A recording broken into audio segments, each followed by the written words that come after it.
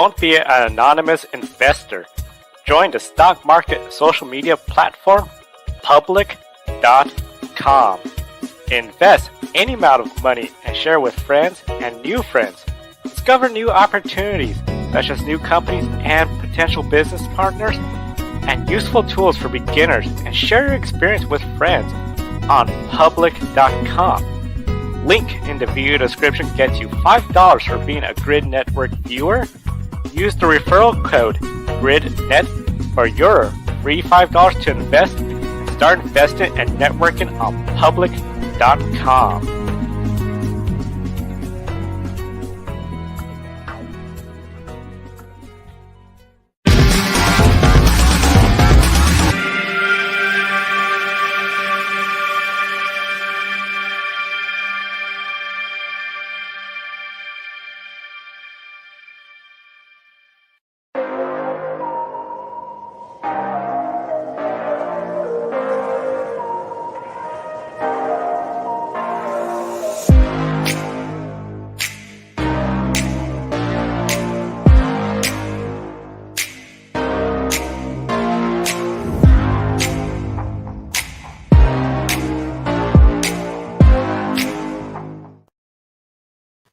Hello, everyone. Welcome to the Women in Motorsports. Joe San Diego here, along with Daniel Zeri from Racers, the girls behind the helmet.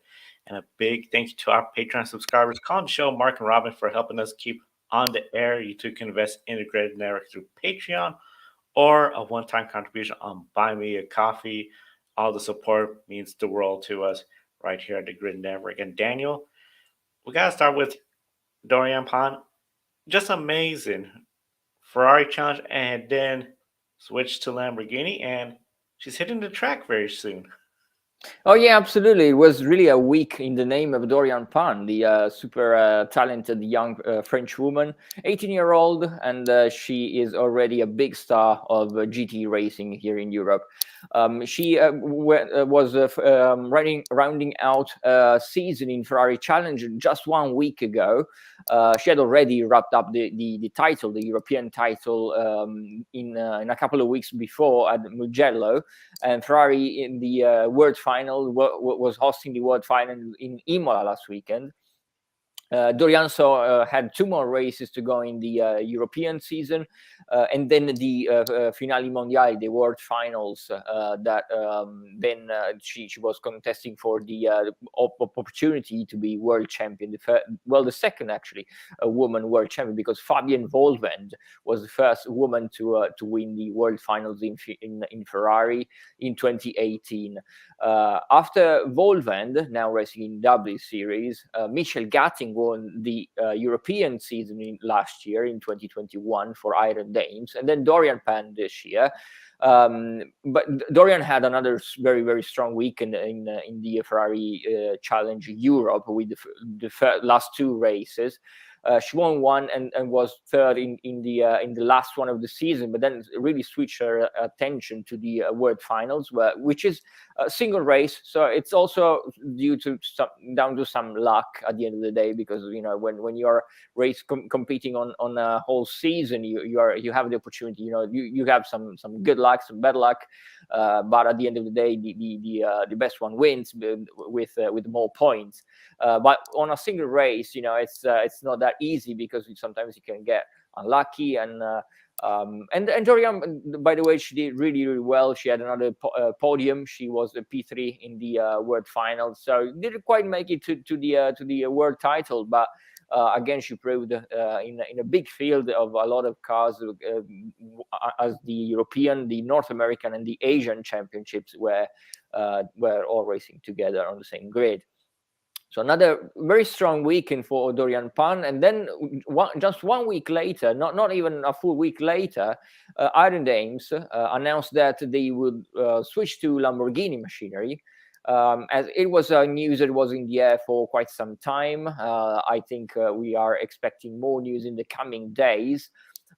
as Dorian Pan right now is lining up on the grid for the second race of the Lamborghini Super Trofeo in Portimao.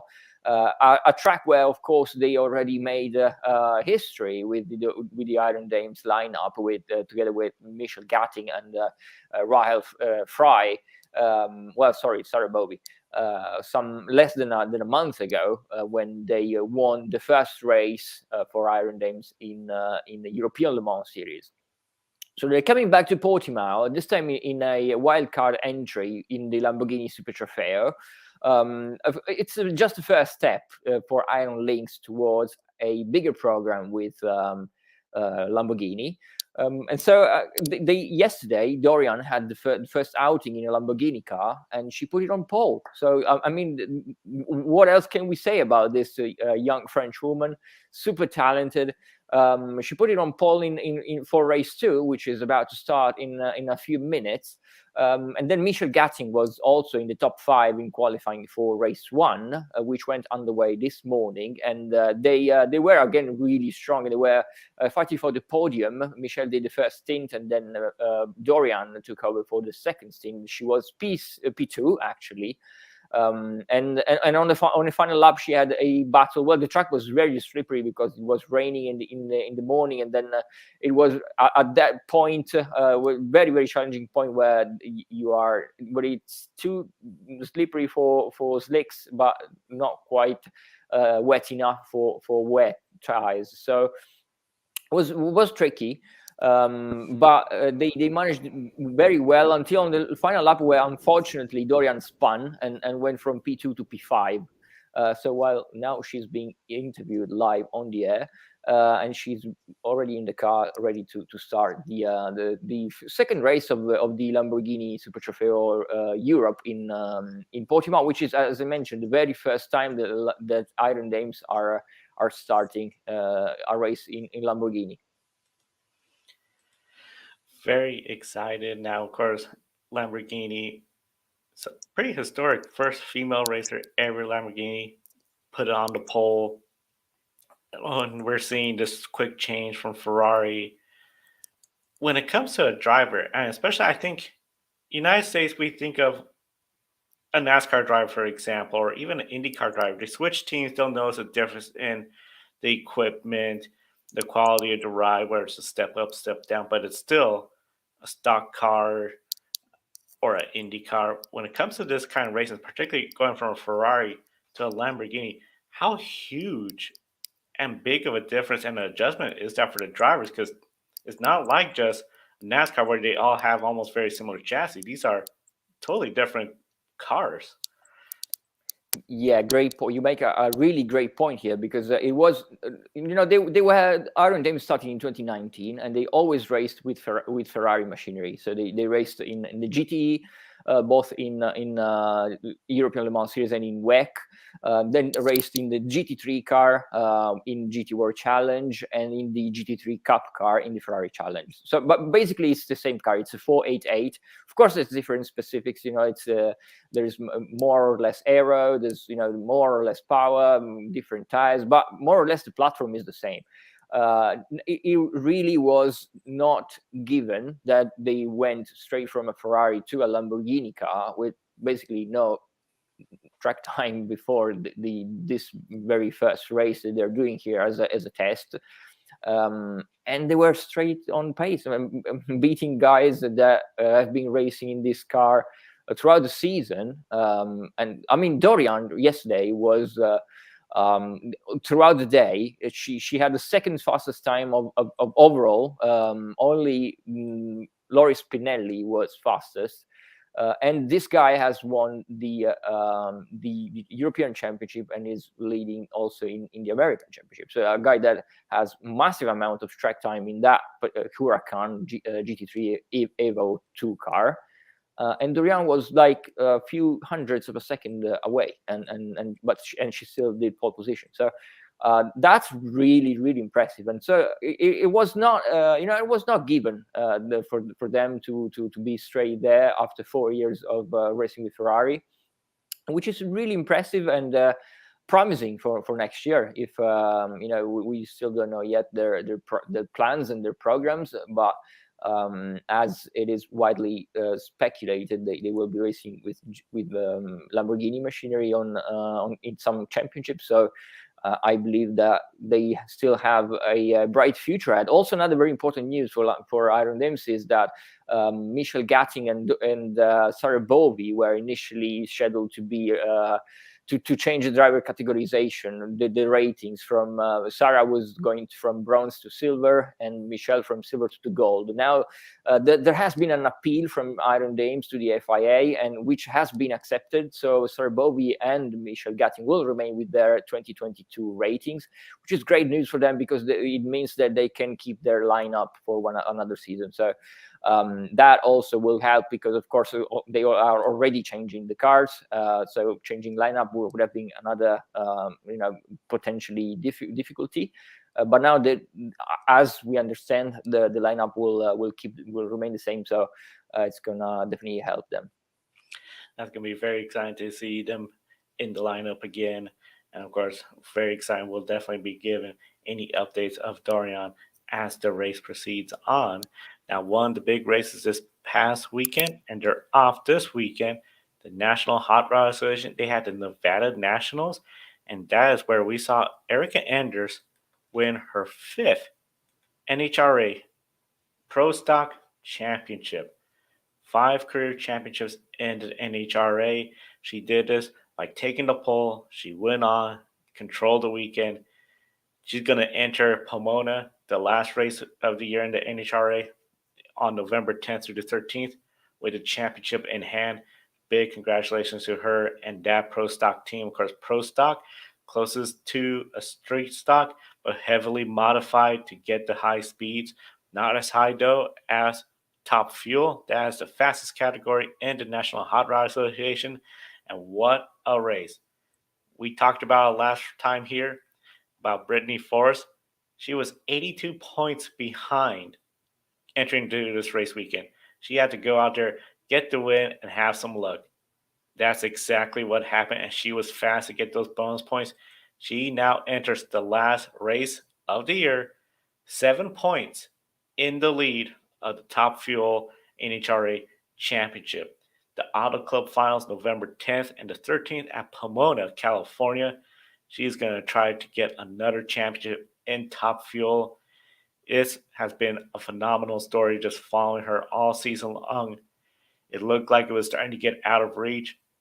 Now it's coming back into reach, and we got a battle for the championship in Top Fuel in the National Hot Rod Association. Funny car, that championship pretty much going to come down to as well. Alexis DeJoria, she is not contended for that funny car championship this year, but she did make the countdown to the championship, similar to the NASCAR chase format. And of course, she'll be there at Pomona, as well as several other racers like Leia Pruitt going out there trying to get one last win before the season comes to an end. It's been a very exciting season for the National Hot Rod Association, especially seeing Erica Enders getting a 5th championship. Brittany Force still battling for the championship. It's going to be really fun. Of course, that's November 10th through the 13th. So not going to be overshadowed by NASCAR and MotoGP this weekend, but definitely we got something to talk about in a couple of weeks' time. But I know one thing you want to talk about, the Motorsports games. Oh, yes, this is a very interesting concept that was pioneered in 2019 by the FIA. Motorsport games, which are like the Olympics of motorsport. Really, really cool concept. The first edition in 2019 was held in Vallelunga, right outside of Rome. And the second edition this year, of course, there has been a couple of postponements for COVID reasons. Was held in Marseille, in south of France. So they were using the Paul Ricard Le Castellet circuit for the races, as the Lamborghini Super Trofeo race has just gone underway with Dorian Penn maintaining the lead into turn 1. And coming back to motorsport games, it's a really, really cool concept. There were like more than 50 nations participating.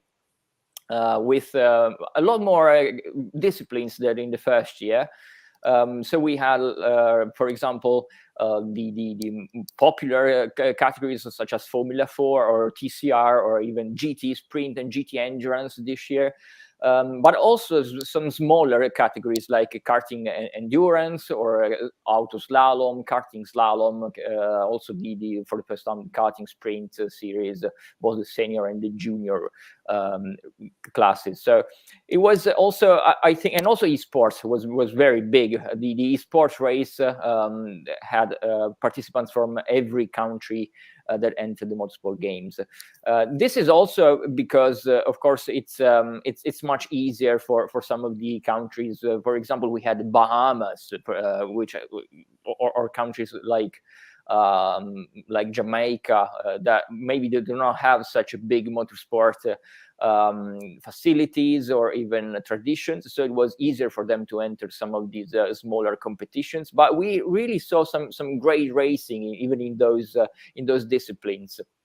The safety cars came out after the first lap in the Lamborghini Super Trofeo Race 2 in Portimao for a multiple car accident. And then, as I mentioned, we had also some mixed gender races in the motorsport games. For example, in karting endurance, we had four drivers per team per country, racing in a 4-hour race at Circuit Paul Ricard in the karting track, which is really challenging and physically demanding one. I've been there for the FIA Girls on Track selections. They were also testing there.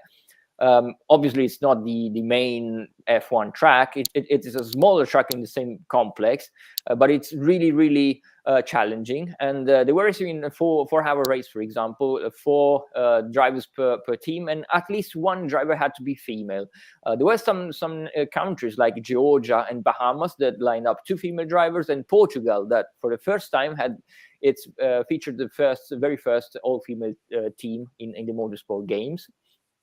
And that was very interesting because there were some more, I would say, more amateur drivers mixed up with some pro drivers, also drivers like Albacano from Spain, for example, that has quite a huge experience in TCR. So it was really cool because you could see some drivers maybe just starting out in karting, sharing the track with some very experienced drivers.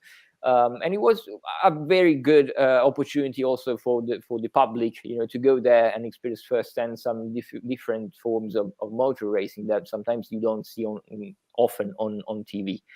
So we had some female medalists because as, for example, the karting endurance competition, but also we had, for example, the auto slalom where one female driver shared the wheel with a male driver. They had their runs in the specially designed course, and then the lap times were added, a bit like Extreme E is doing. So at the end of the day, we had some interesting female medalists, and I'm going to name them because there were some very good racing from them. Claire Schönborg won gold for Germany in the auto slalom competition. Annika Spielberger, also from Germany, won in the karting slalom competition. So both the auto slalom and the karting slalom were pretty much dominated by the German teams. Sita van Meert from Belgium won together with her 3 teammates the karting endurance race. Then we have Mikaela Dorčíková. This is a very cool story because Mikaela from Slovakia had broken her back in a rallying accident less than 2 months ago. So it was the very first time she was back in a car in the motorsport games, and she still managed to finish second in the auto slalom competition for Slovakia. Albacano, the driver that I just mentioned for Spain, was second and therefore won silver in the karting endurance. Romy de Groot from Belgium also, she was second in karting slalom. Then we had Irina Onashvili from Georgia. Also, interestingly, she's a quite famous TV personality I discovered from Georgia and was also Miss Georgia in 2003. She is very passionate about motor racing, and she decided to give motor racing a go, and she participated for Georgia in the motorsport games, and she won bronze in the auto slalom. Then we had Emilia Rotko from Poland winning bronze in the cutting slalom competition, and Sonia Ptapkova from Czech Republic winning the bronze medal for the karting endurance race. So we had some good, very good racing. Maybe not the categories that we often see on TV. So it was a really cool opportunity for the public to go there and experience firsthand what a wide variety of motorsport disciplines look like on track. Yeah, very interesting concept and really cool with the medals and everything. While you were getting that part, it looks like there was an incident in the Lamborghini race where they're under a full course safety car, but definitely we'll be following, see how that race goes. One of the races we're going to be following, and it's going to be later tonight, NASCAR Camping World Truck Series. The final time Camping World is going to be sponsoring this event, and potentially the final time we might see Haley Deegan in this series. Now, still no official announcement has been made about Haley Deegan's 2023 plans just yet. What we do know, the team she's currently driving for, they're going to change names and change to Toyota. With that Toyota switch, Haley can't race there. She's part of Ford Motorsports development program, so she's going to be looking at a Ford. And after her impressive start in the NASCAR Xfinity Series at Las Vegas Motor Speedway, where she got in the top 20, looked good all weekend long. A lot of rumors that she's going to be in the NASCAR Xfinity Series. Still no announcement yet, so potentially that announcement is going to be coming down shortly after the season has concluded. Or we might see where they're going to be trying to piece together some more sponsors or a deal with potentially having Stewart Haas Racing providing some of the equipment for Haley Deegan. The Truck Series are going to be racing at Phoenix tonight. Of course, everyone's going to be focusing on the four drivers competing for a championship tonight.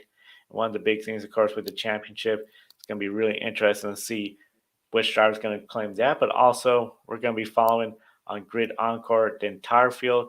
Haley Deegan, of course, next weekend, and all the races going on. And Daniel, I know when it comes to especially drivers moving up the ladder, Haley Deegan, Truck Series season has not been that great. Go to the Xfinity Series. You and Ben discussed of how she had a great first season there. I'm starting to wonder, some drivers, it seems like Danica Patrick, Haley Deegan, if they find that right sponsor that's really committed to them, like Danica Patrick had GoDaddy, it seems Monster Energy is really behind Haley Deegan. That makes a world of difference. And is that something where you feel like we might start seeing a shift where sponsors will start looking at female racers as an opportunity, especially since we don't see that many in the top level? I think you bring up one of the most important points for women in motorsport, meaning having a support not just for one time, but on a consistent level. Because, for example, we often speak about Iron Dames. Iron Dames is sponsored by now the FIA Women in Motorsport president Deborah Meyer, who also the founder of the project. And she, last time I talked with her, she really knows that this is a long-term project. This is a long-term investment that you need. You can't just go out there and sponsor one season and that was it, and expect big results from a one-time outing. And I think that really is what makes the difference. We've seen also some other drivers for example, in DTM or in IndyCar, for example, Calderon. They do manage to get the sponsor for one season, but then they struggle also to enter the second year, and that is ultimately what makes the difference for a female driver to keep learning and to progress, because it's not going to be a one season off and and proving everything in one go. That is not going to happen. Really, sponsors have to realize that this needs to be a long-term plan. That there needs to be an involvement with their marketing for a longer time in order to start reaping the rewards. And look at what Iron Dames are doing. I mean, this is what makes the difference. As you mentioned, sponsors like Monster Energy for Haley Deegan could prove this point further.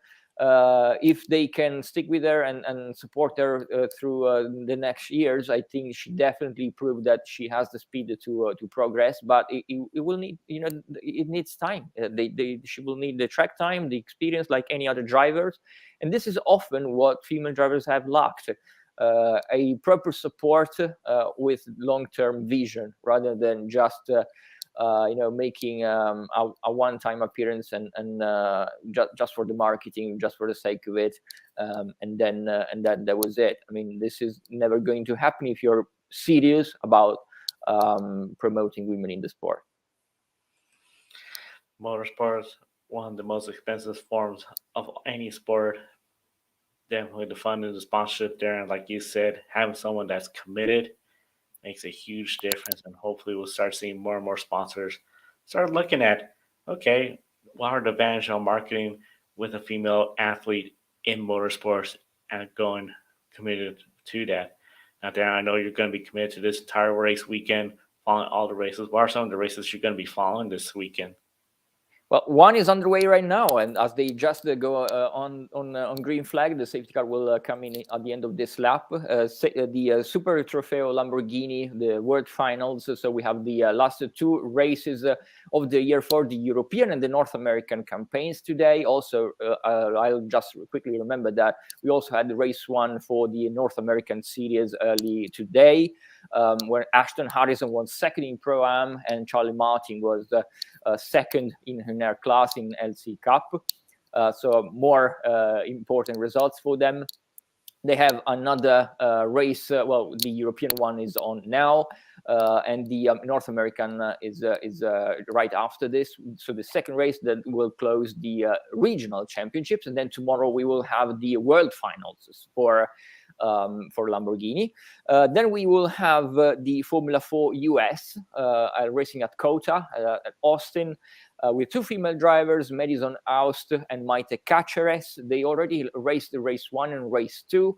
Cáceres was pretty good. She was P15, she's a driver, Uruguayan driver. She's also proving some good to have done some good steps forward throughout the season. Then we have the NASCAR track, as I mentioned. We have the Formula 4 in Japan, with Ryo Shimono also rounding out first season in Formula 4 cars, because she was racing in TCR cars previously. Then we have NASCAR Mexico, and then we also have the Nürburgring Langstrecke series, which is the formerly called VLN, the series that is racing at the Nürburgring Nordschleife.